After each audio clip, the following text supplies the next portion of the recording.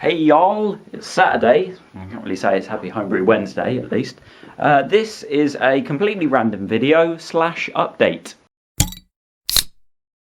So there's a few things to talk about today. The first thing is all of you terrific subscribers. 92 whole subscribers now on YouTube. Didn't expect that to happen at all.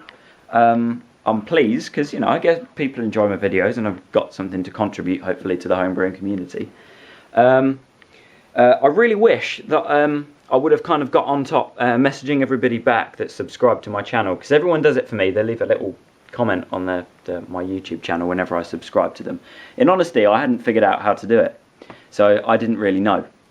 So I'm going to try and get on top of that. I've discovered Gmail that every single subscription, when people subscribe, actually gets emailed to you. So I'm going to try and get on top of leaving a comment for everybody, because it's the right thing to do.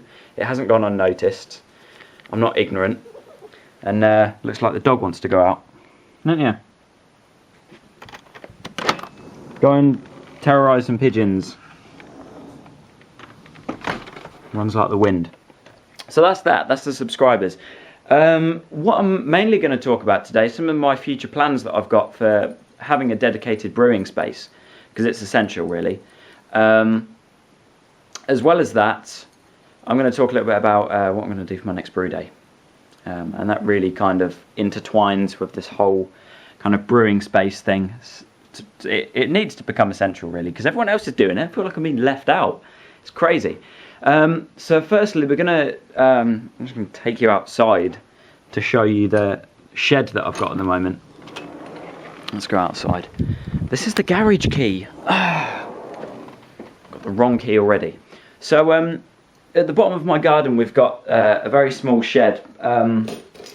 Probably, I think it's about 8 foot, an 8 foot long shed. It's deteriorating a great deal. This is the back door key. Never talk when you're trying to look for something.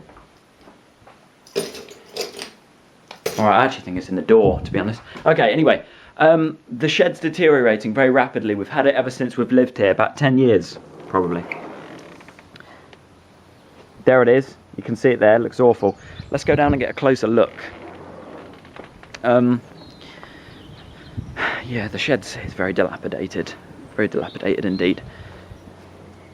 So you can see it here in all its glory. That's just awful. So we've got loads of stuff in here right now in this shed. You know, it's a good size, but the quality of the shed right now means that it's a very improper place. Oh, I thought that was a wasp. A very improper place to brew. The first reason is, if you look at the roofing here, there's some really bad mold coming through. It's waterlogged. The wood is that old that it's just falling apart. Look at this. There's holes. There's everything. This is partially down to the felting. If I can get the camera up close enough, you might hopefully be able to see some of the felting in really bad weather has completely come off. Thunderstorms, heavy torrential rain. We've had pretty much a bad year, a whole bad year of bad weather in England. It's been absolutely awful. This is the reason why this shed's falling apart. It's not good. The last thing is, if you can see down here, getting close, you can see kind of the white through the woodwork of the shed. That, all the brown stuff there, that's all soil. I'm flipping heck, there's a massive hole there. I think there's mice and stuff here as well.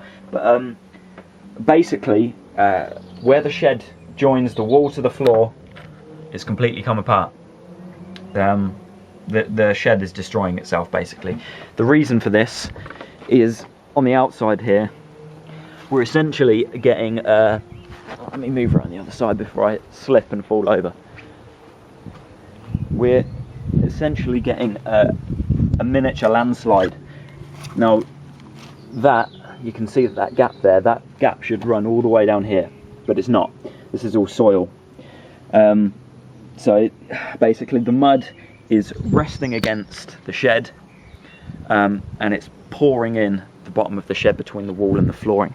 It's a little bit like in Superman 2, the original Superman 2, where Lois Lane's in her car and all the gravel just pours in through the windows, and she's like drowning. It's hilarious.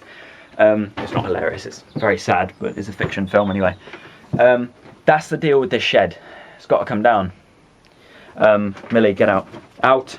Out! It's got to come down, this shed, because it's not worthy for anything, and one day it's just going to collapse. And there's a few things in here that we would like to preserve: barbecue, chairs, everything else. That's the situation. So let's talk a little bit about what we're going to do in regards to turning this into a brewing space. If you've ever been to England, or you live here obviously, you'll know that pretty much every town has like a garden centre. Elderly people love it. When they've got nothing to do, they go to the garden centre and they buy themselves some plants, because we all know that as soon as a man hits 75, it is duty to start growing vegetables in the garden. Pretty much every elderly man does it. So these garden centres have always sold gardenware right up to sheds and kind of conservatory size sheds. At the moment, they're doing a fantastic, I think it's 6 foot by 8 foot shed for £175. That is a complete bargain right there. So I think once I put the money aside, I'm going to buy one. Whether or not my family chooses to have 2 sheds and put my shed somewhere else in the garden is another story. But that is going to be the brew shed. And for the moment at least, once that shed is here and built, I'm going to still be electric brewing for the time being. I might move over to gas, to propane one day. But this is our garage. So what I'm going to do is I'm going to take one of the plugs inside the garage, and on the inside of this door frame in here, I'm going to wire through an extension lead. I'm going to drill a hole through this brick wall down here, and then it's going to run underneath one of these steps, because we have relatives that live next door, so our gardens are connected. I'm going to run that lead underneath one of these steps and in to the back of the new shed. So there's mains power all the time for brew day, and if it needs it, if the shed is too cold during fermentation, then I can have a brew belt running.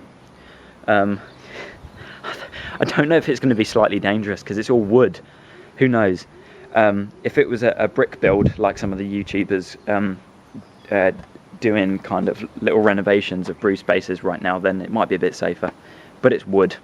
What are you going to do? The new shed's just got one window, which I think is great. You don't need 3 running the whole length.